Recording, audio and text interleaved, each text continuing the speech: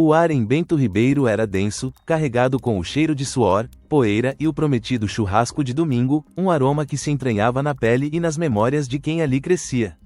Era 1976, e nas vielas apertadas, sob o sol implacável do Rio de Janeiro, um menino chamado Ronaldo Luiz Nazário de Lima dava seus primeiros passos, não apenas na vida, mas na dança hipnótica com a bola.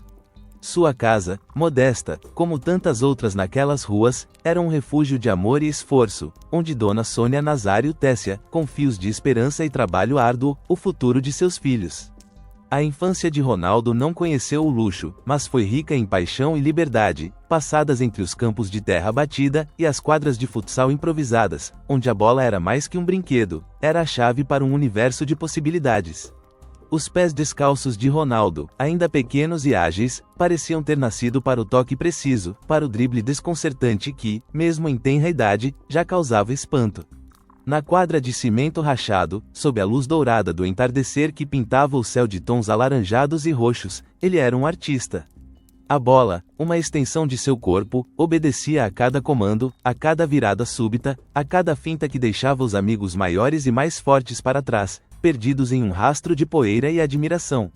O som da bola quicando, o grito abafado dos colegas, o riso solto de Ronaldo, tudo isso se misturava à sinfonia urbana do bairro, ao latido distante de um cachorro, ao burburinho das conversas nas portas das casas. Não havia luxo, não havia gramados impecáveis, apenas a crueza e a vivacidade dos campos de várzea, onde o futebol era puro, instintivo, a mais genuína expressão de alegria e talento. Dona Sônia, com os olhos marejados de cansaço e orgulho, observava o filho de longe, o coração apertado pela dureza da vida, mas aquecido pela chama que via nos olhos do menino ao jogar. Ela sabia que aquele dom era incomum, uma faísca divina que poderia, quem sabe, iluminar o caminho para fora daquelas ruas, para um futuro menos incerto. As dificuldades financeiras eram uma sombra constante, mas a paixão de Ronaldo pelo esporte era a luz que as afastava. Ele jogava com uma fome ardente, não apenas para marcar gols, mas para sentir a adrenalina do jogo, a satisfação de superar um adversário, o desejo de transformar aquela brincadeira em algo maior, algo que pudesse mudar a vida de sua família. A inocência de seus anos iniciais se misturava a uma determinação silenciosa, quase teimosa, uma promessa que ele fazia a si mesmo a cada chute, a cada corrida incansável. Ele sonhava com estádios cheios, com a camisa amarela da seleção, com a alegria de poder dar à sua mãe uma vida sem preocupações. E, naquele tempo, com a bola nos pés, tudo parecia possível. A virada para a década de 1992 trouxe consigo uma aceleração vertiginosa. O talento de Ronaldo, que antes era um segredo bem guardado nas quadras de Bento Ribeiro, começou a ecoar para além dos limites do bairro. Foi o lendário Jairzinho, o furacão da Copa de 70, com seu olhar aguçado para o talento bruto, quem o descobriu. Aquele encontro não foi apenas um mero acaso, foi o ponto de inflexão que tirou Ronaldo da várzea e o lançou no epicentro do futebol profissional brasileiro. Aos 16 anos, o jovem prodígio desembarcou em Belo Horizonte para vestir a camisa do Cruzeiro, e o que se seguiu foi uma explosão, um fenômeno em formação. Seu primeiro jogo como profissional foi um prenúncio do que viria. O burburinho nos estádios brasileiros, antes um murmúrio, transformou-se em um coro de admiração. Ronaldo não apenas jogava, ele encantava, ele hipnotizava. Seus gols não eram meros pontos no placar, eram obras de arte em movimento, dribles imprevisíveis, arrancadas avassaladoras que deixavam zagueiros atônitos e goleiros sem reação. A cada partida, a aura de deslumbramento aumentava. Em 1993, ele foi peça fundamental na conquista da Copa do Brasil, um título que marcou sua primeira grande vitória no cenário nacional. O gosto da glória, o som da torcida em êxtase, o peso da medalha no peito, tudo isso alimentava seu entusiasmo e sua surpresa com a rapidez de seu sucesso. A euforia continuou em 1994, com a conquista do Campeonato Mineiro, onde Ronaldo consolidou sua fama de artilheiro implacável. Os holofotes da mídia, antes distantes, agora se voltavam para ele com uma intensidade crescente. Sua imagem, a do garoto sorridente e imparável, estampava jornais e revistas, e seu nome era pronunciado com reverência nas rodas de conversa sobre futebol. A percepção do peso da responsabilidade começava a se fazer sentir. Ele já não era apenas o garoto de Bento Ribeiro, era a promessa, a esperança, o futuro. Aquele mesmo ano de 1994 trouxe a primeira convocação para a seleção brasileira. A Copa do Mundo nos Estados Unidos era o palco, e Ronaldo, ainda um adolescente, foi levado para sentir o clima, para absorver a experiência de estar entre os maiores. Mesmo sem entrar em campo, ele observava de perto, nos treinos, nos vestiários, a disciplina e a paixão de craques como Romário e Bebeto. Aquela experiência, um batismo de fogo sem o calor da batalha, foi crucial. Ele sentia-se parte de algo grandioso, um pertencimento que transcendia o campo, uma realização profissional que, apesar de meteórica, mantinha sua humildade intacta. Ele sabia que aquele era apenas o começo, e a emoção de estar ali, mesmo que na reserva, era um combustível para os sonhos que ainda viriam. A transição de 1994 para 1996 marcou a inevitável travessia do Atlântico. A Europa acenava, e o PSV Eindhoven, da Holanda, foi o destino. Era uma mudança radical, do calor vibrante e caótico do Brasil para a frieza organizada e a disciplina tática do futebol europeu. A solidão inicial da imigração era um fardo pesado para o jovem Ronaldo. As ruas de Eindhoven, com sua arquitetura sóbria e o clima muitas vezes cinzento, contrastavam fortemente com as cores e o burburinho do rio. A língua, os costumes, a comida, tudo era novo, um desafio que ia muito além das quatro linhas. Mas a bola, sua eterna companheira, era o elo que o conectava à casa, a ponte que o ajudava a superar a barreira cultural. Nos gramados holandeses, Ronaldo tinha que provar seu valor em um futebol mais físico, mais tático, onde cada centímetro de campo era disputado com uma intensidade diferente da que ele conhecia. A curiosidade e um certo nervosismo pela adaptação eram palpáveis. Ele sentia a pressão de justificar o investimento, de mostrar que o talento que brilhava no Brasil não era uma miragem. Sua determinação em superar as barreiras linguísticas e culturais era inabalável. Ele estudava, observava e, acima de tudo, jogava com a mesma paixão de sempre.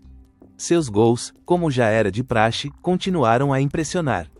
A cada rede balançada, a cada drible desconcertante, a cada arrancada fulminante, Ronaldo conquistava não apenas os torcedores do PSV, mas também o respeito da Europa. A saudade de casa, que apertava o peito em noites solitárias, era amenizada pela calorosa recepção da torcida holandesa, que rapidamente o abraçou como um ídolo. Em 1996, ele ergueu a Copa da Holanda e se sagrou artilheiro do campeonato, solidificando sua reputação como um dos atacantes mais letais do mundo.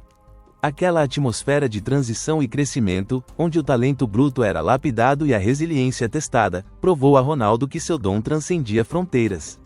Uma autoconfiança crescente florescia, mas a lembrança de suas raízes, da família em Bento Ribeiro, permanecia como uma âncora de humildade e propósito. O ano de 1996 também marcou um novo salto, uma transferência que chocou o mundo do futebol, Ronaldo para o Barcelona.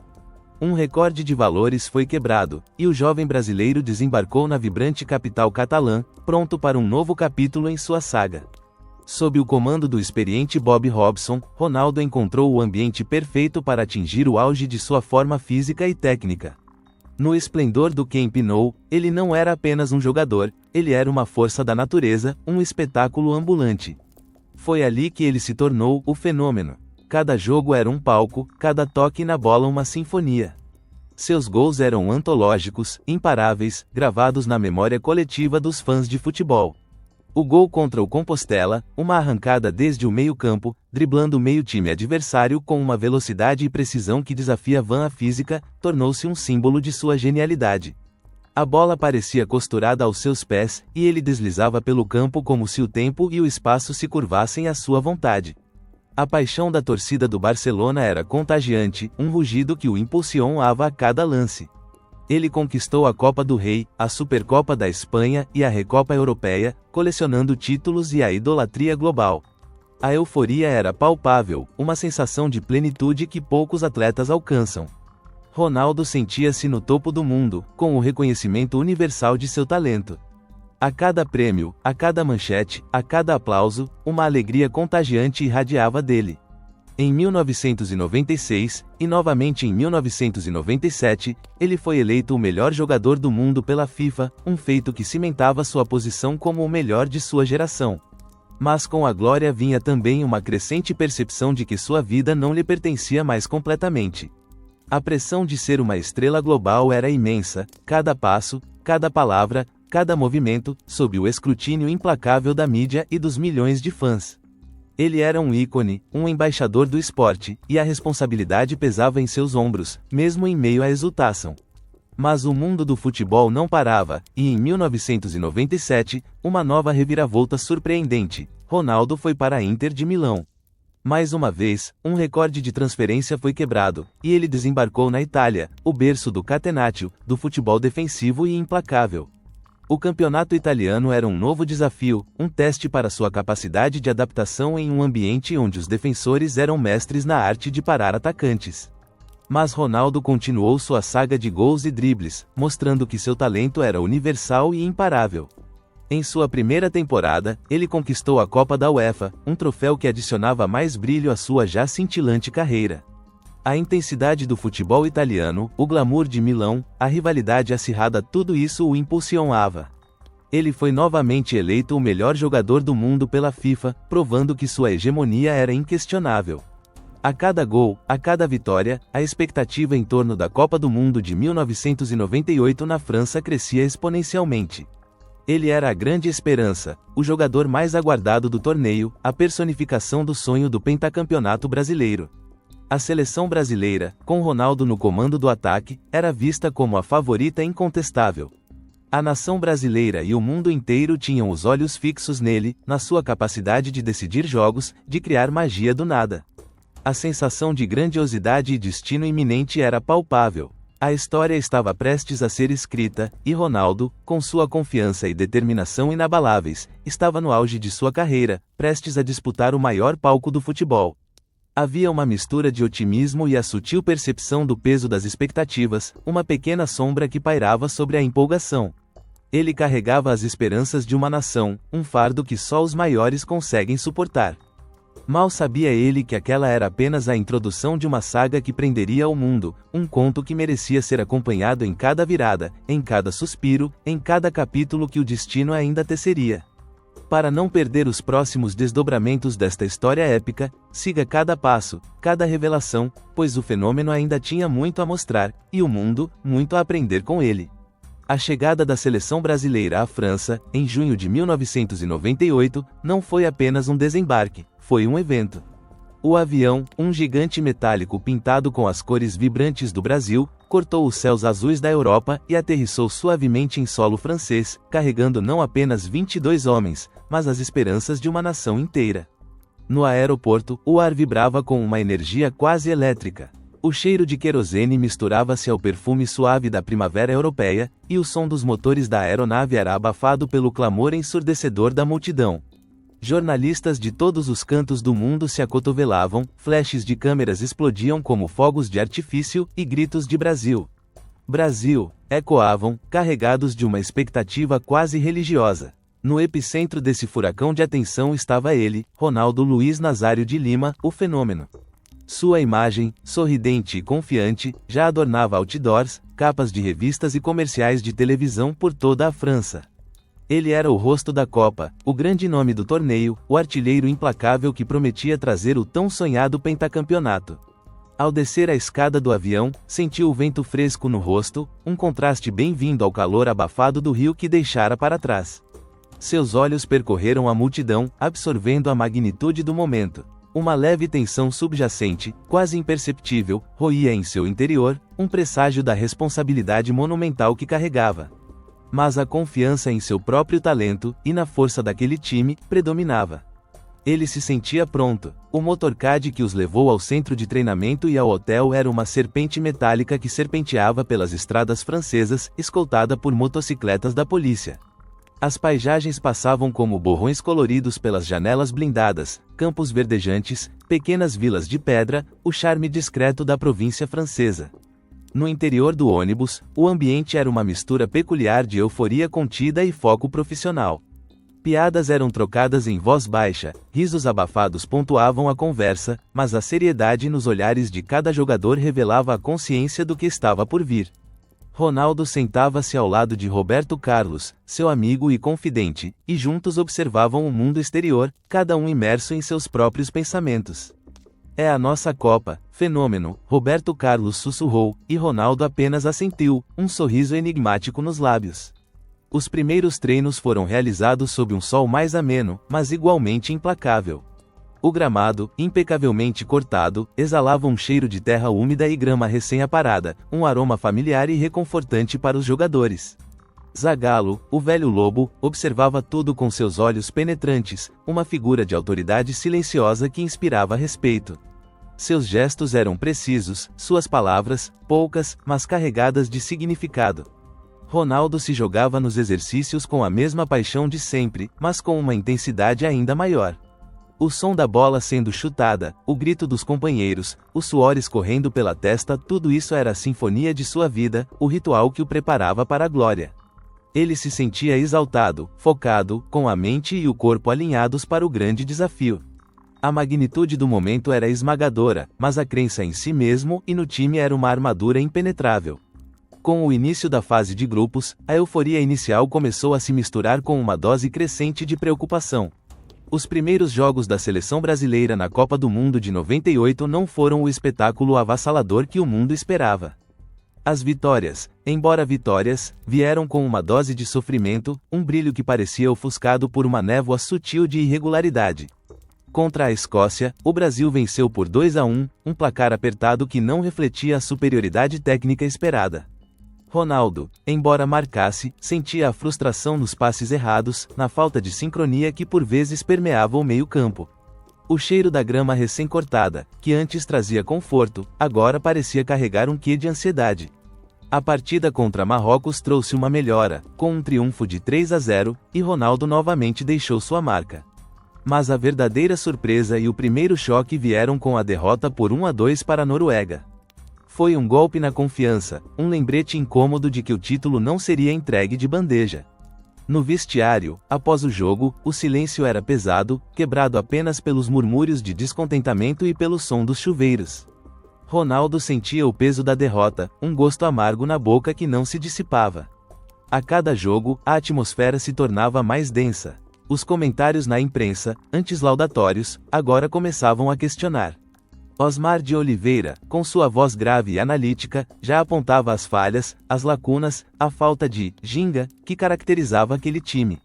Ronaldo, em particular, sentia a pressão aumentar. Ele era o fenômeno, o responsável por carregar a equipe, e a cada desempenho abaixo do esperado, a frustração o corroía. Ele tentava encontrar o ritmo, a fluidez que o havia tornado imparável na Inter e no Barcelona, mas parecia que algo estava ligeiramente fora do lugar. Seus músculos, embora fortes, pareciam mais pesados, a mente, embora focada, por vezes divagava para o cansaço acumulado. Havia uma alternância constante entre a satisfação de marcar um gol crucial e a frustração com o desempenho irregular do coletivo. Ele sabia que precisava liderar, que precisava ser o catalisador, mas a cada dia, o peso da responsabilidade parecia crescer, e com ele, uma sensação de cansaço físico e mental que ele tentava ignorar, mas que se fazia sentir nos ossos, na respiração mais ofegante. A crença de que o time poderia superar as adversidades ainda estava lá, mas a sombra da dúvida começava a se estender. O mês de julho chegou, trazendo consigo o auge da tensão e do drama. A semifinal contra a Holanda foi um jogo que entraria para a história, uma batalha épica que testou os limites de cada jogador brasileiro. O Stade Velodrome, em Marsella, pulsava com a energia de duas torcidas apaixonadas, um caldeirão de emoções que reverberava em cada canto do estádio. O apito inicial soou como um tiro de largada, e o jogo começou com uma intensidade febril. A Holanda, com seu futebol técnico e físico, era um adversário formidável, e cada metro de campo era disputado com fúria. Ronaldo, apesar do cansaço crescente, encontrou forças para brilhar. No início do segundo tempo, ele recebeu um passe preciso, disparou em direção ao gol e, com sua característica frieza, marcou o gol que abriu o placar. O rugido da torcida brasileira foi ensurdecedor, um grito de alívio e esperança que parecia levantar o teto do estádio. Ele sentiu a adrenalina correndo nas veias, a alegria momentânea de ter cumprido seu papel, mas sabia que a batalha estava longe de terminar. A Holanda, com sua garra, conseguiu o empate, e o jogo se arrastou para a prorrogação, onde o desgaste físico de Ronaldo se tornou ainda mais evidente. Seus passos eram mais pesados, sua respiração mais ofegante, mas ele continuava a lutar, a correr, a tentar encontrar uma brecha na defesa adversária. A prorrogação foi uma guerra de nervos, com ambos os times à beira da exaustão. O ar estava pesado, carregado com o cheiro de suor e a tensão de um possível gol decisivos. Quando o apito final da prorrogação soou, o alívio foi quase tão palpável quanto a exaustão. A decisão seria nos pênaltis. Ronaldo, com o corpo dolorido e a mente à beira do colapso, sentou-se no banco, observando seus companheiros se prepararem para a loteria. Ele já havia feito sua parte, mas a angústia de depender dos outros era quase insuportável. Cada cobrança era um martírio, um mergulho no silêncio e na explosão de som. Quando Tafarel defendeu o último pênalti holandês, o estádio explodiu em catarse. A vitória, a classificação para a final, era uma glória conquistada a duras penas. No campo, a comemoração foi um misto de euforia e exaustão profunda. Os jogadores se abraçavam, choravam, caíam de joelhos. Ronaldo, embora sorridente, sentia o corpo no limite. Seus músculos gritavam, sua mente parecia turva. Havia uma sensação de dever cumprido até aquele momento, mas também a consciência de que o desafio final seria o maior de todos. A alegria da classificação era palpável, mas o corpo e a mente de Ronaldo estavam no limite. Ele sentia o gosto do sal do suor e das lágrimas, a aspereza da grama sob as mãos. A adrenalina ainda corria, mas era uma correnteza fraca, incapaz de apagar a fadiga que se instalava em cada fibra de seu ser. A Copa estava a um passo, mas o sacrifício já era imenso. A véspera da grande final, no dia 27 de julho de 1998, no hotel da Seleção Brasileira, era uma sinfonia de calma tensa e artificial. O luxuoso estabelecimento, com seus corredores acarpetados e luzes suaves, parecia um casulo de silêncio, quebrado apenas pelos sussurros discretos dos funcionários e, ocasionalmente, pela respiração pesada dos jogadores. O cheiro de produtos de limpeza se misturava ao aroma sutil do jantar que havia sido servido, uma refeição que, para muitos, desceu com dificuldade.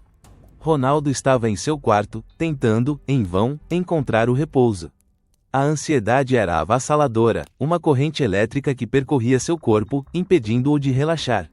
Ele revirava-se na cama, o colchão macio parecendo duro sob o peso de suas preocupações. O lençol de algodão frio não era capaz de acalmar a febre de pensamentos que fervilhavam em sua mente. A magnitude do momento era esmagadora, a final da Copa do Mundo, contra a anfitriã França, no maior palco do futebol. Milhões de olhos estariam fixos nele, milhões de esperanças depositadas em seus pés. O peso dessas expectativas era um fardo invisível, mas palpável, que apertava seu peito. Mais cedo, na última reunião tática com Zagallo, o velho lobo havia tentado injetar uma dose final de confiança. Suas palavras, embora firmes, pareciam ecoar em um vazio, perdidas na tensão que pairava no ar. Os jogadores, sentados em cadeiras estofadas, ouviam com atenção, mas seus olhares denunciavam a apreensão. Ronaldo observava os companheiros, tentando decifrar o que se passava em cada um. Leonardo, seu amigo próximo, tinha uma expressão de seriedade incomum. Roberto Carlos, geralmente extrovertido, estava mais calado. Todos pareciam estar em uma luta interna, tentando controlar os nervos antes da tempestade. O jantar da equipe foi um evento quase silencioso. Conversas entre os jogadores eram esparsas, forçadas. O som dos talheres contra os pratos era amplificado na quietude. Ninguém ousava tocar no assunto principal, afinal, como se mencioná-la pudesse quebrar o frágil equilíbrio que mantinham. Ronaldo pegou um pedaço de pão, mas o sabor era insosso, a comida parecia sem gosto. Ele sentia uma estranha mistura de excitação e apreensão, um presságio de algo grandioso, mas também de algo incerto. De volta ao quarto, o silêncio era ainda mais opressor. Ronaldo tentou ler, mas as palavras se misturavam em sua mente. Tentou assistir à televisão, mas as imagens não faziam sentido. Seus pensamentos voltavam-se para a mãe, Dona Sônia, para a família em Bento Ribeiro, para todas as pessoas que o amavam e que estariam torcendo por ele. Ele sentia um leve zumbido na cabeça, uma sensação de que algo não estava completamente certo, mas atribuiu à exaustão e à ansiedade. Os corredores do hotel pareciam mais longos, as horas mais lentas, arrastando-se em direção ao amanhecer que traria o dia do destino. Ele fechou os olhos, desejando que o sono viesse, que a tranquilidade o envolvesse, mas a mente continuava a correr, uma roda gigante imparável. A noite do dia 28 de julho de 1998, a véspera da final, que deveria ser um período de descanso e expectativa final, transformou-se em um pesadelo. No quarto de hotel, a escuridão era quase absoluta, quebrada apenas pela fresta de luz que escapava de debaixo da porta do banheiro, onde Dida, o goleiro reserva e colega de quarto de Ronaldo, tentava dormir. O silêncio, antes pesado, agora era o prelúdio de um caos inimaginável. Ronaldo, que havia finalmente conseguido pegar no sono, acordou subitamente, sentindo uma sensação estranha e perturbadora. Seu corpo parecia pesado, sua cabeça girava. Uma onda de mal-estar o atingiu com força, um frio que se espalhava por suas entranhas. Ele tentou se levantar, mas suas pernas falharam, e ele caiu no chão, um baque surdo que ecoou no quarto. Dida, despertado pelo som, acendeu a luz do abajur. O que ele viu o congelou de terror. Ronaldo estava no chão, debatendo-se em convulsões violentas. Seus músculos se contraíam incontrolavelmente, os olhos revirados, e uma espuma branca começou a se formar em sua boca. Dida, em choque, levou alguns segundos para processar a cena. O pânico o dominou. Ronaldo, Ronaldo, ele gritou, sua voz embargada pelo medo, correndo até o companheiro. O som dos gritos de Dida rasgou o silêncio da noite, alertando os membros da comissão técnica nos quartos próximos. O caos irrompeu. Em poucos segundos, a porta do quarto foi arrombada, e uma enxurrada de pessoas invadiu o ambiente. O Dr. Lídio Toledo, médico da seleção, foi um dos primeiros a chegar, com sua expressão geralmente calma agora tingida de alarme. Ele avaliou a situação com rapidez, suas mãos experientes já verificando as vias aéreas de Ronaldo. O cheiro de suor e medo preencheu o ar. Lanternas foram acesas, seus feixes de luz dançando freneticamente pelo quarto, expondo o horror da cena. A equipe médica agiu com urgência, mas a apreensão era palpável. Bruno Caru, neurologista italiano e médico particular de Ronaldo na Inter de Milão, já havia sido acionado e estava a caminho, mas cada segundo parecia uma eternidade. Decisões apressadas foram tomadas. O principal objetivo era estabilizar o craque, mas também manter o sigilo. O que acontecera a Ronaldo Nazário, o fenômeno, na véspera da final da Copa do Mundo, era uma informação explosiva, capaz de desestabilizar não apenas a seleção, mas o mundo do futebol. Os jogadores que estavam nos quartos vizinhos, acordados pelos gritos e pela agitação, começaram a se aglomerar no corredor. Leonardo, Roberto Carlos, Edmundo, todos com expressões de pavor e confusão. Sussurros de "o que aconteceu?" e "ele está bem" se espalhavam como fogo. A tentativa de manter o sigilo era uma luta inglória contra a curiosidade e o medo.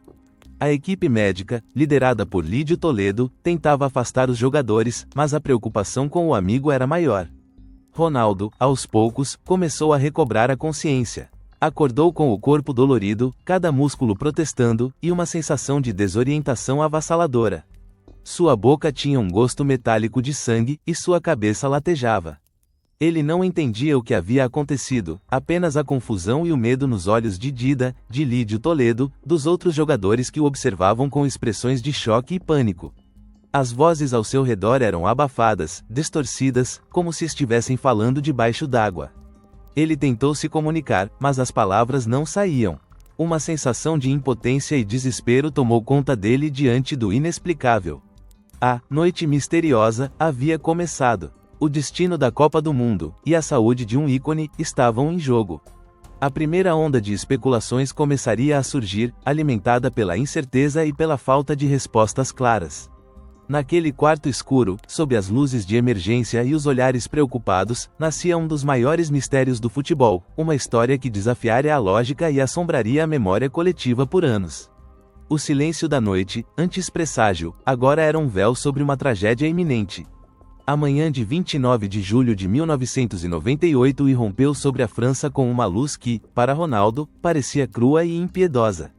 Não havia o brilho suave da alvorada que ele conhecia dos campos de várzea, mas uma claridade invasiva que revelava a extensão do pânico da noite anterior. No quarto do hotel, o cheiro de desinfetante misturava-se a um rastro persistente de suor e medo, um odor metálico quase, que impregnava os lençóis e as cortinas pesadas. Ronaldo despertou, ou foi despertado, para uma realidade confusa e dolorosa. Seu corpo protestava, cada músculo vibrando com uma dor surda e uma exaustão que parecia ir além do físico. Sua cabeça latejava, e um gosto amargo persistia em sua boca, uma lembrança gélida do que acontecera. Ele estava deitado, mas não em sua cama. Onde estava? As vozes ao seu redor eram sussurros apressados, vozes que ele reconhecia, mas que pareciam distorcidas, vindas de um túnel. Dr. Lídio Toledo, com sua face agora vincada por uma preocupação profunda, estava ao seu lado, seus olhos escuros e inquisitivos. Bruno Caru, o neurologista italiano, também estava presente, seus óculos de aro fino refletindo a luz artificial do ambiente, seus gestos rápidos e precisos. As mãos de Caru apalpavam seu corpo, verificando reflexos, pupilas. Ronaldo sentia-se um objeto, uma peça de um enigma que ele não conseguia decifrar. O que aconteceu? Tentou perguntar, mas sua voz saiu fraca, um mero sussurro rouco. A resposta veio em fragmentos, em olhares de apreensão, em gestos nervosos. Ele havia tido uma convulsão, um ataque. A palavra pairava no ar como uma névoa densa, carregada de temor. Convulsão. Ele, Ronaldo, o fenômeno, o homem que desafiava a gravidade e a lógica nos gramados, havia caído, indefeso, em seu próprio quarto. Uma onda de vergonha e vulnerabilidade o atingiu. Ele, que sempre fora a personificação da força e da invencibilidade, agora se via frágil, medicado, à mercê de diagnósticos e decisões alheias. A urgência era palpável. O sigilo, uma quimera que a comissão técnica e a diretoria da CBF tentavam desesperadamente manter, já estava comprometido. A notícia, como um vírus, começava a se espalhar pelos corredores do hotel, pelos telefones celulares, pelos ouvidos atentos da imprensa mundial que já farejava o drama. Ricardo Teixeira, o presidente da CBF, com o rosto pálido e a testa franzida, entrava e saía do quarto, suas conversas telefônicas eram sussurros tensos, fragmentos de frases como, absoluto sigilo, crise sem precedentes, o que faremos? Aspas. Ronaldo foi levado para uma clínica próxima, sob o manto de um sigilo que era mais uma farsa. A van, com os vidros escuros, cortou as ruas ainda sonolentas de Paris, mas a sensação de que eram observados era inescapável. Na clínica, mais exames. O cheiro de álcool e antissépticos, o branco asséptico dos corredores, o zumbido dos aparelhos médicos, tudo contribuía para a sensação de estar em um limbo, entre a realidade e o pesadelo. Eletrocardiogramas, exames de sangue, ressonâncias magnéticas. Seu corpo, antes uma máquina perfeita, agora era submetido a uma bateria de testes, cada um deles uma sentença potencial.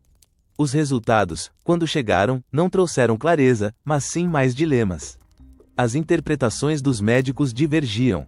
Lídio Toledo, mais conservador, expressava preocupação com a saúde imediata de Ronaldo. Bruno Caru, com sua expertise em neurologia, tentava decifrar os sinais, ponderando os riscos. No centro dessa tempestade de opiniões e dados médicos, Zagallo, o velho lobo, parecia envelhecer 10 anos em questão de horas. A decisão era dele, escalar ou não o jogador. O dilema era cruel. De um lado, a saúde do seu camisa 9, o craque que carregava as esperanças de uma nação. Do outro, a pressão de um país inteiro que clamava pelo pentacampeonato, a expectativa de milhões de torcedores, a força de contratos milionários com patrocinadores que tinham Ronaldo como seu principal garoto propaganda. A tensão no hotel era insuportável. Os corredores eram palcos de decisões cruciais, sussurros apressados, olhares furtivos. A atmosfera de confusão e desinformação era densa, com a verdade sendo obscurecida por interesses e especulações. Os jogadores, ainda em choque com a notícia que havia chegado aos seus ouvidos, estavam em um estado de desespero e apreensão. Leonardo, Roberto Carlos, Edmundo, todos queriam saber sobre Ronaldo, mas eram mantidos à distância, alimentados com informações vagas. Então, o impensável aconteceu. A primeira escalação oficial para a final foi divulgada. Nela, o nome de Ronaldo não constava. Edmundo, o animal, estava escalado para substituí-lo. A notícia caiu como uma bomba, não apenas para a imprensa, que entrou em polvorosa, mas para os próprios jogadores brasileiros. Um choque percorreu a equipe. Como assim, sem Ronaldo? O que significava isso para o time, para a moral, para o sonho do título? Edmundo, embora um grande jogador, sentia o peso daquela substituição inesperada, uma honra maculada pela tragédia do amigo. Mas a história ainda reservava mais uma reviravolta. Em uma sala de reuniões improvisada, com ares de tribunal, a pressão externa e interna atingiu seu ápice. Ricardo Teixeira, sob o jugo dos patrocinadores e da mídia, e Zagallo, que via sua estratégia ruir, enfrentavam o clamor. Ronaldo, ainda atordoado e medicado, foi trazido para a sala. Ele mal conseguia manter o foco, mas a pressão para jogar era onipresente. "Eu quero jogar", ele murmurou, sua voz fraca, mas carregada de uma teimosia que vinha de Bento Ribeiro. Era a voz de um campeão, mesmo que seu corpo e sua mente estivessem em frangalhos. A equipe técnica e os dirigentes, divididos entre a saúde do jogador e a pressão pelo título, capitularam. A decisão foi revertida. Em poucos minutos, uma nova escalação foi divulgada. Ronaldo estava de volta. A confusão era generalizada, o circo midiático em seu ápice. A sensação de impotência de Ronaldo diante de forças maiores era avassaladora, mas ele se resignava ao destino que lhe era imposto. Poucas horas antes da final, no dia 29 de julho de 1998, o ônibus da seleção brasileira deslizava pelas ruas de Paris, em direção ao Stade de France. Não era um percurso como os outros. A tensão entre os jogadores era quase palpável, mais densa que o ar que se respirava. O silêncio dentro do veículo era pesado, quebrado apenas pelo zumbido do motor e, ocasionalmente, por um suspiro contido. O cheiro de borracha queimada e gasolina misturava-se ao aroma de apreensão. Do lado de fora, a cena era surreal e frenética. Helicópteros da mídia pairavam sobre o ônibus como abutres tecnológicos, seus rotores cortando o céu cinzento. Carros de reportagem seguiam em disparada, câmeras focadas, esperando o menor vislumbre do drama que se desenrolava. Ronaldo estava sentado, seus olhos fixos na paisagem que passava, mas sua mente estava em outro lugar, em um limbo de confusão e desorientação. Ele sentia o corpo ainda pesado, os efeitos da medicação e da convulsão da noite anterior ainda presentes. Uma dor surda latejava em sua têmpora, e a imagem de Dida, com o rosto pálido de terror, ainda o assombrava. Ele estava visivelmente abalado, mas a adrenalina e a pressão de milhões de olhares o impulsionavam, uma força externa que o arrastava para o campo, mesmo contra a vontade de seu próprio corpo. A chegada ao Stade de France foi um turbilhão de luzes e sons. Os gritos da multidão, a música alta dos alto-falantes, o frenesi dos jornalistas na entrada do vestiário, tudo parecia amplificado, distorcido. O vestiário, geralmente um santuário de concentração e união, era agora um caldeirão de emoções reprimidas. O cheiro de linimento e chuteiras novas misturava-se ao odor metálico de nervosismo. Os jogadores, com suas camisas amarelas e azuis penduradas nos cabides, pareciam sombras de si mesmos. Zagallo, com a voz embargada pela emoção e pela exaustão, fez o anúncio da escalação inicial. O nome de Edmundo foi pronunciado, e um silêncio pesado caiu sobre o vestiário. Os olhares se cruzaram, cheios de surpresa e choque. Edmundo, sentado, absorvia a notícia com um misto de orgulho e consternação. Ele, o animal, estava ali para a final, mas não da maneira que esperava. Os companheiros estavam confusos, preocupados com Ronaldo, mas também desmotivados. Algo fundamental havia sido quebrado, uma rachadura na confiança do time. Minutos depois, a reviravolta. A porta do vestiário se abriu novamente, e Ricardo Teixeira entrou, com uma expressão grave. Zagallo, com os olhos marejados, fez a retificação. Ronaldo estava na lista. Edmundo voltava para o banco. A loucura da imprensa ao receber as duas escalações em sequência era um reflexo do caos que se instalara nos bastidores. As câmeras se voltaram para Ronaldo no aquecimento, seus movimentos observados com uma intensidade quase brutal. Ele corria, chutava, mas seus gestos pareciam mecânicos, desprovidos da leveza e da alegria que o caracterizavam. Sua sombra parecia mais longa, mais pesada, arrastando-se pelo gramado verde. Os companheiros o observavam com preocupação. Leonardo tentou um sorriso encorajador, mas seus olhos revelavam a angústia. Roberto Carlos bateu em seu ombro, um gesto de apoio silencioso. Mas a dúvida e a incerteza corroíam a moral da equipe. A sensação de um destino inevitável, mas sombrio, pairava sobre todos. Ronaldo sentia-se como um fantoche, movido por cordas invisíveis, arrastado para um palco onde ele não tinha certeza se conseguiria atuar. O rugido da torcida francesa, que começava a encher o estádio, era um presságio, um som que preenchia o ar com uma energia hostil. Aquele era o maior palco do futebol, e ele estava ali, mas não o fenômeno que o mundo conhecia, e sim um homem visivelmente abalado, à beira do colapso. O apito inicial da final entre Brasil e França, no Stade de France, soou como um tiro no coração de uma nação. A melancolia e a desolação pairavam sobre o gramado, um véu invisível que envolvia os jogadores brasileiros. O rugido da torcida francesa, um coro ensurdecedor de "Allez les Bleus", contrastava dolorosamente com o silêncio desesperado dos brasileiros, que se agarravam a uma esperança tênue e cada vez mais frágil. O campo de jogo, que antes prometia ser o palco de glória para Ronaldo e seus companheiros, transformou-se rapidamente no cenário de um pesadelo coletivo. Ronaldo estava em campo, vestindo a camisa amarela, mas não era o fenômeno que o mundo conhecia. Seus movimentos eram lentos, seus dribles, antes elétricos, pareciam pesados, previsíveis. Ele tentava, com uma determinação quase patética, encontrar seu ritmo, mas seu corpo e sua mente pareciam desconectados. A bola, que antes era uma extensão de seu ser, agora parecia um objeto estranho e indomável. Ele corria, mas sem a explosão habitual, chutava, mas sem a força e a precisão que o tornaram lendário. Seus olhos, que antes brilhavam com malícia e genialidade, estavam opacos, perdidos em um vazio. O domínio da França foi implacável, e cada lance confirmava o inevitável. Zinedine Zidane, o maestro francês, flutuava pelo meio-campo com uma elegância letal, seus passes precisos e sua visão de jogo desvendando a defesa brasileira. Aos 27 minutos do primeiro tempo, Zidane subiu mais alto que a zaga brasileira em uma cobrança de escanteio e cabeceou para o fundo das redes. O gol foi uma facada, o silêncio dos brasileiros no estádio se aprofundou. Ronaldo sentiu o peso daquele gol como uma martelada no peito, a incapacidade de reagir, de liderar. A ineficácia do ataque brasileiro era evidente, a defesa vulnerável, e a cada investida francesa, a sensação de impotência aumentava.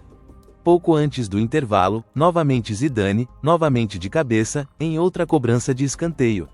2-0. O sonho do pentacampeonato desmoronava em câmera lenta, cada gol um prego no caixão da esperança brasileira. No vestiário, no intervalo, o silêncio era ainda mais pesado. Zagallo tentava injetar ânimo, mas suas palavras pareciam vazias, perdidas na atmosfera de derrota anunciada.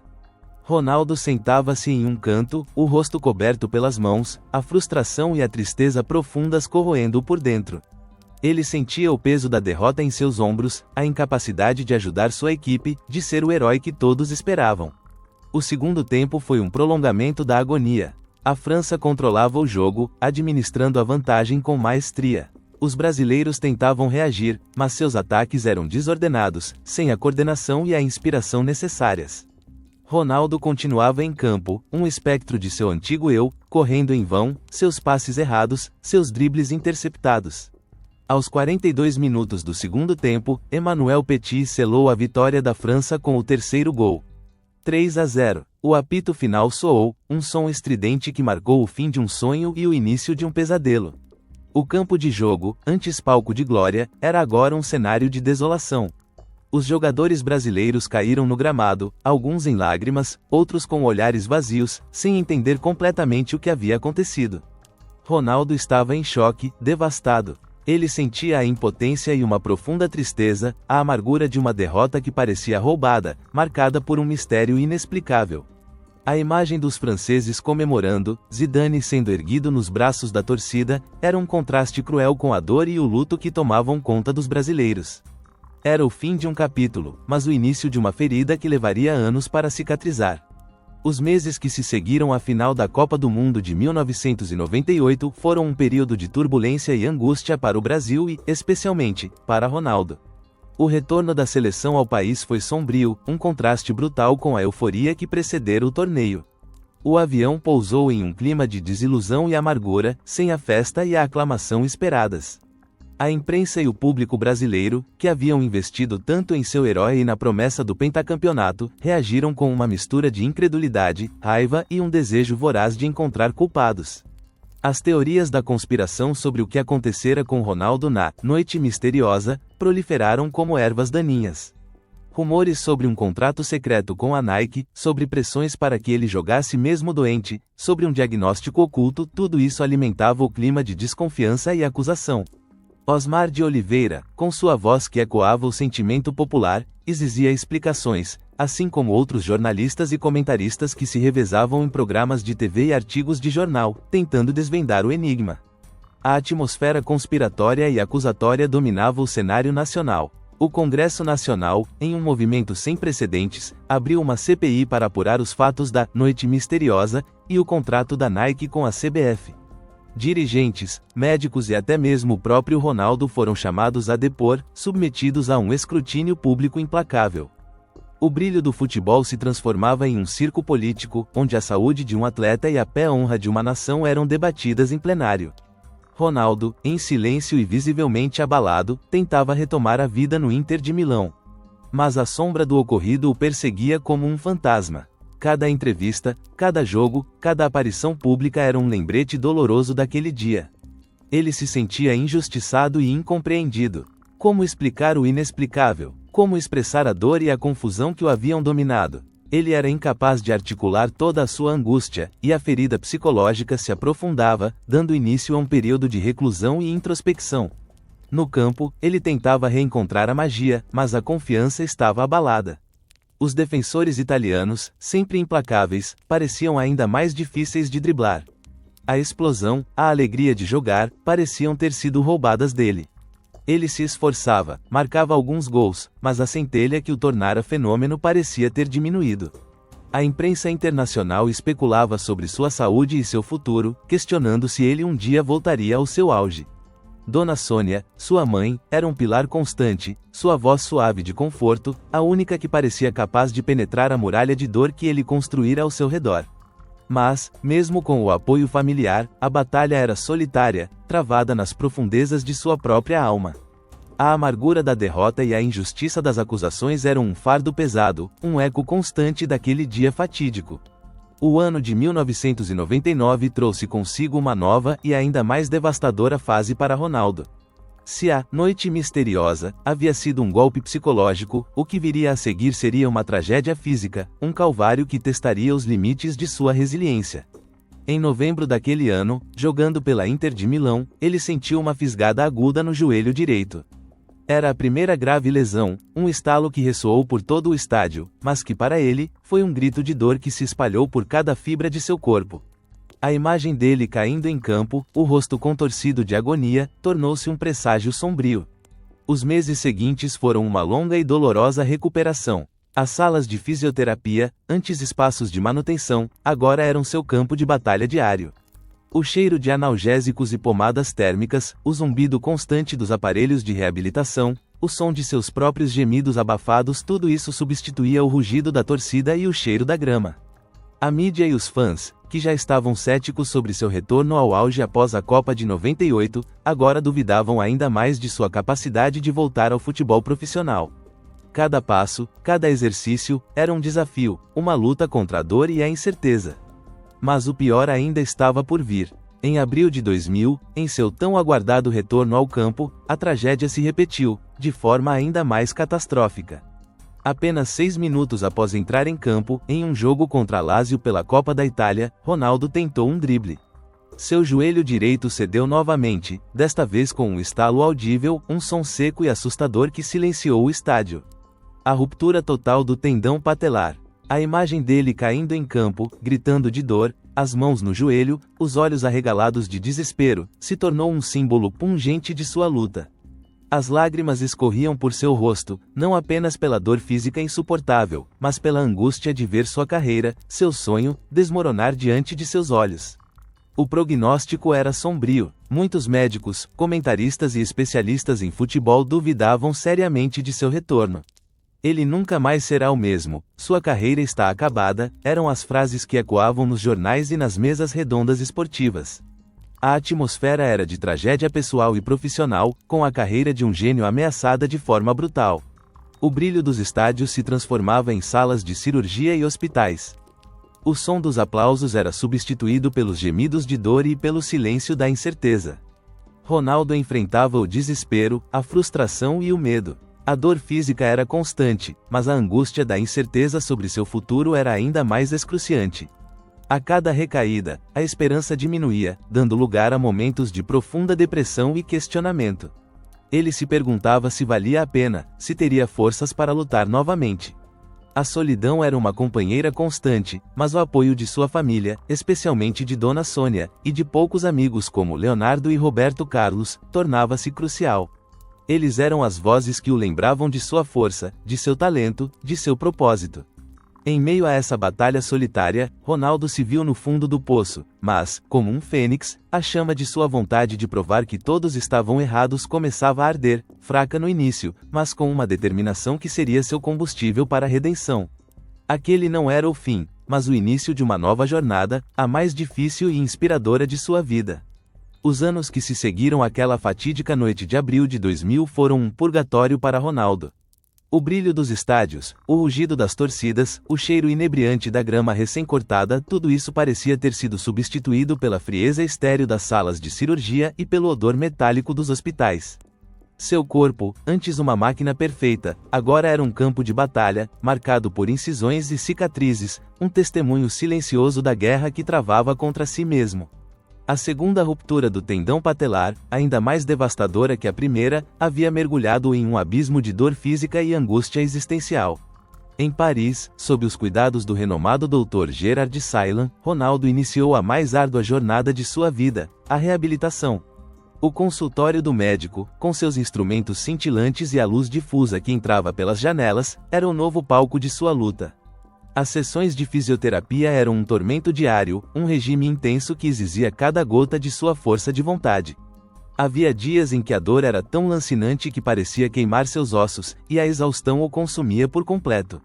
Ele se via deitado em macas, com faixas elásticas puxando seus membros, eletrodos estimulando seus músculos atrofiados, cada movimento um lembrete cruel de sua fragilidade. O suor escorria pelo seu rosto, misturando-se às lágrimas silenciosas que, por vezes, não conseguia conter. A mídia e os fãs, antes seus maiores admiradores, agora o observavam com ceticismo. As manchetes dos jornais ecoavam a descrença: Ronaldo, o fim do fenômeno? Será que ele volta? Aspas. As vozes nas rádios e televisões, outrora eufóricas, agora carregavam um tom de lamento, de resignação. Muitos o consideravam acabado, um gênio cujo tempo havia passado, uma promessa que a fragilidade do corpo havia quebrado. Ele sentia o peso desses olhares, dessas palavras, como pedras em seu peito.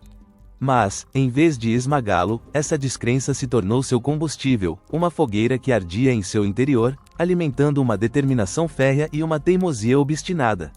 No silêncio de sua introspecção, durante as longas e solitárias horas de recuperação, Ronaldo refletia sobre sua carreira, sobre seu propósito.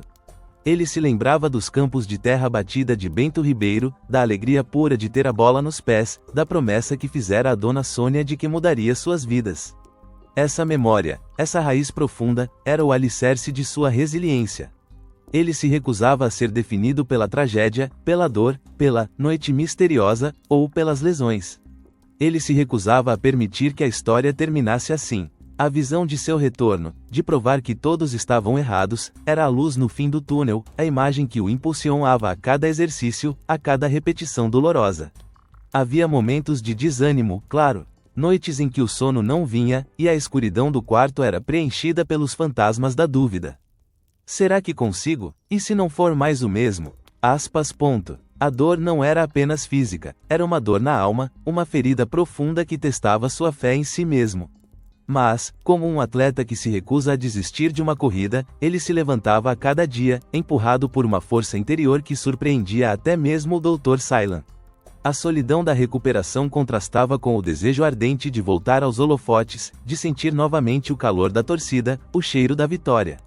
Ele transformou a adversidade em combustível, cada gota de suor em uma oração, cada lágrima em uma promessa. Ele não estava apenas reabilitando um joelho, estava reconstruindo um espírito, forjando um propósito. Então, como a primavera que sucede o inverno mais rigoroso, chegou o ano de 2002.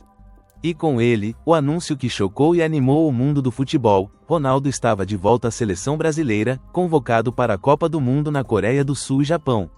A notícia foi recebida com uma mistura de euforia e ceticismo. Muitos ainda o consideravam acabado, um risco desnecessário para um torneio tão importante. Mas a aposta, audaciosa e visionária, vinha de dois homens que compreendiam a alma do futebol brasileiro: Carlos Alberto Parreira, coordenador técnico, e Luiz Felipe Scolari, o Felipão, o treinador.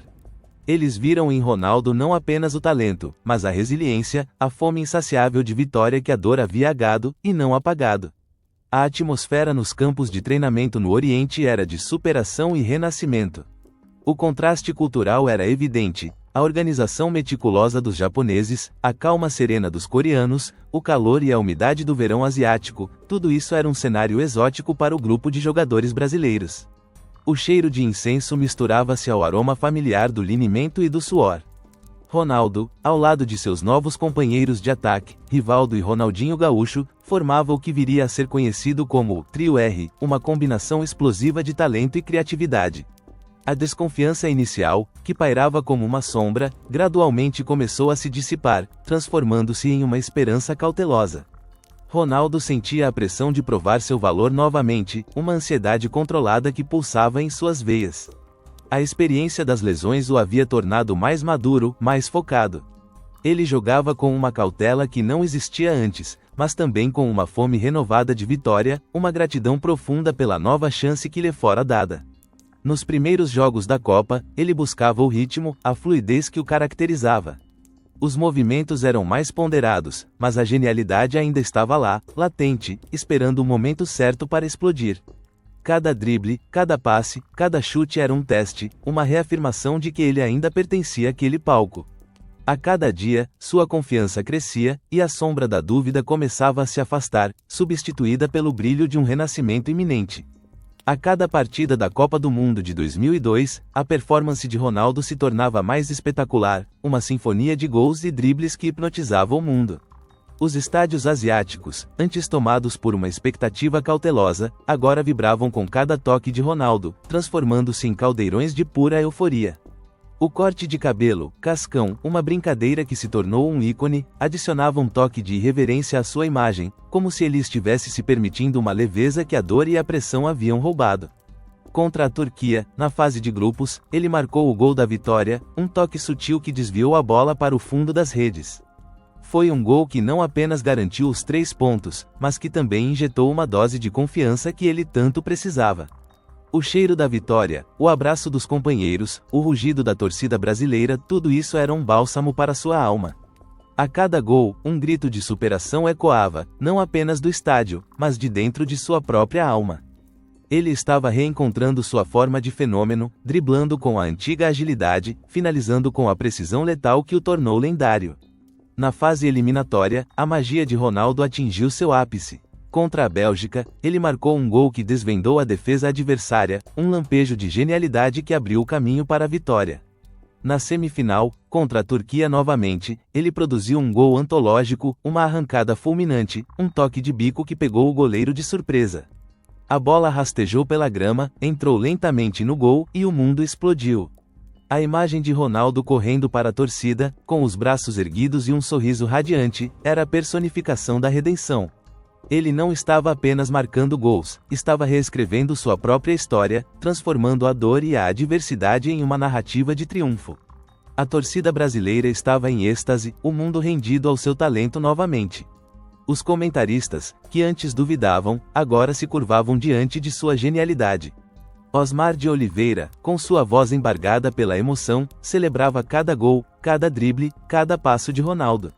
Ele jogava com a leveza de quem superou o inferno, mas com a sabedoria de quem aprendeu com a dor. A confiança inabalável havia retornado, e com ela, um senso de propósito renovado. Ele não era mais o menino assustado da noite misteriosa, nem o atleta fragilizado pelas lesões. Ele era o fenômeno, renascido das cinzas, pronto para conquistar o mundo novamente. O clímax daquela saga épica chegou no dia 30 de junho de 2002, no majestoso Estádio Internacional de Yokohama, no Japão. A grande final da Copa do Mundo, Brasil contra a Alemanha, era um confronto de titãs, um duelo entre a arte e a disciplina, entre o talento individual e a força coletiva. A atmosfera era triunfante e catártica, o estádio em erupção, um mar de bandeiras brasileiras balançando no ar, cores vibrantes que pintavam o horizonte. O som dos fogos de artifício, as lágrimas de alegria que já escorriam antes mesmo do apito inicial, tudo prenunciava um momento histórico. Ronaldo entrou em campo com um misto de êxtase, alívio e gratidão. Seus olhos, antes opacos pela dor, agora brilhavam com uma intensidade que refletia a plenitude da redenção. Ele sentia a energia da multidão, a esperança de uma nação inteira pulsando em suas veias. A bola nos pés, o cheiro da grama, a adrenalina correndo era tudo o que ele havia sonhado durante os longos anos de recuperação. O jogo foi tenso, equilibrado, um verdadeiro embate de forças. A Alemanha, com sua organização tática e a segurança de Oliver Kahn no gol, era um adversário formidável. O primeiro tempo terminou sem gols, mas o Brasil dominava as ações, com Ronaldo e Rivaldo criando as melhores chances. No intervalo, no vestiário, Felipão reforçou a confiança, a crença na vitória. Ronaldo ouvia, mas sua mente já estava focada, sua vontade inabalável. Aos 67 minutos do segundo tempo, a magia aconteceu. Rivaldo arriscou um chute de fora da área, Kahn deu rebote, e ali estava ele, Ronaldo, no lugar certo, na hora certa. Com a frieza de um predador, ele empurrou a bola para o fundo das redes. O gol, o rugido da torcida brasileira foi ensurdecedor, um grito de alívio e alegria que parecia sacudir o estádio. Ronaldo correu para a torcida, os braços abertos, seus companheiros se jogando em seus braços, uma explosão de emoção. A justiça poética se realizava naquele momento. 12 minutos depois, a consagração. Kleberson lançou a bola para o meio-campo, Rivaldo fez um corta-luz genial, e Ronaldo recebeu a bola na entrada da área. Um drible rápido, um chute rasteiro e preciso, indefensável para Kahn. 2-0. O segundo gol. O estádio Yokohama explodiu em glória absoluta.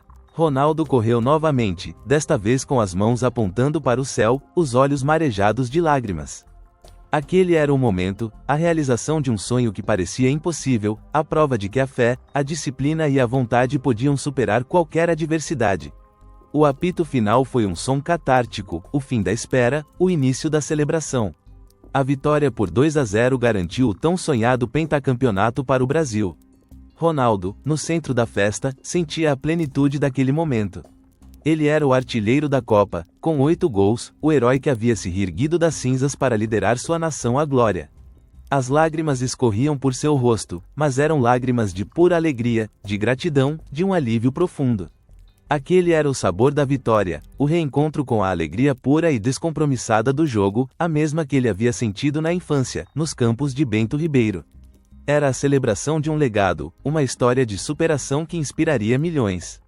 A Copa do Mundo de 2002 não foi apenas um título, foi a redenção de Ronaldo, o ponto de virada que selou seu lugar na história não apenas como um gênio do futebol, mas como um ícone de superação. Sua carreira pós-Copa continuou a ser uma tapeçaria rica em momentos de brilho e desafios persistentes. A passagem pelo Real Madrid, onde se juntou aos Galácticos, foi marcada por mais gols espetaculares e títulos, incluindo o Campeonato Espanhol. Ele continuou a encantar, a driblar, a marcar, mesmo que as lesões e o peso da idade começassem a cobrar seu preço, alterando sutilmente seu estilo de jogo, tornando-o mais posicional, mas não menos letal. Depois da Espanha, a Itália o chamou novamente, desta vez para o Milan, o rival de sua antiga Inter. Foi um período de altos e baixos, onde a magia ainda aparecia em lampejos, mas a luta contra as condições físicas se intensificava. O corpo, outrora inquebrável, mostrava os sinais de anos de esforço e de cirurgias. A sombra das lesões nunca o abandonou completamente, uma presença silenciosa que o acompanhava em cada partida. O retorno ao Brasil, para jogar pelo Corinthians, foi um último capítulo emocionante de sua carreira. A camisa alvinegra, o calor da torcida brasileira, a chance de jogar em casa novamente, tudo isso reacendeu a chama. Ele marcou gols importantes, conquistou títulos, e a fiel torcida o abraçou como um filho pródigo. Foi um adeus digno de um fenômeno, uma reverência final ao esporte que moldou sua vida. A aposentadoria, em 2011, foi um momento de profunda reflexão. Em uma coletiva de imprensa emocionada, Ronaldo anunciou que seu corpo não podia mais acompanhar a vontade de sua mente. As lágrimas escorriam, mas eram lágrimas de gratidão e aceitação. Era o fim de uma era, mas o início de um novo capítulo. Ele se transformou em um empresário de sucesso, um embaixador do futebol, sua voz respeitada em todo o mundo. A Noite Misteriosa, de 1998, que um dia foi um estigma, tornou-se parte de sua lenda, uma lição aprendida sobre a fragilidade humana e a força da resiliência. Em entrevistas, ele falava sobre o episódio com uma sabedoria e maturidade que só o tempo pode trazer. Ele compreendeu que a adversidade não o diminuiu, mas o forjou, o tornou mais forte, mais humano, mais inspirador. Ele viu que os momentos de dor e dúvida foram tão cruciais para sua jornada quanto os gols e os títulos. Hoje, Ronaldo Luiz Nazário de Lima é mais do que um ex-jogador, é um mito, um símbolo de superação. Sua imagem de um ícone que enfrentou e venceu a adversidade, que se reergueu quando todos duvidavam, continua a inspirar milhões. A paz e a sabedoria que ele irradia são o resultado de uma vida vivida intensamente, com seus altos e baixos, suas glórias e suas tragédias. Ele olha para trás com orgulho e gratidão, compreendendo o papel que cada desafio desempenhou em sua jornada. Sua história é um testamento à força do espírito humano, uma narrativa atemporal de como a paixão, a determinação e a fé podem transformar um menino de Bento Ribeiro no maior fenômeno que o mundo já viu. A história de Ronaldo Nazário é uma epopeia, um legado eterno que continuará a ser contado e recontado. Para não perder os detalhes de outras jornadas épicas e os segredos por trás dos grandes ícones, siga-nos e inscreva-se em nosso canal, onde desvendaremos mais capítulos da história que moldaram o esporte e o mundo.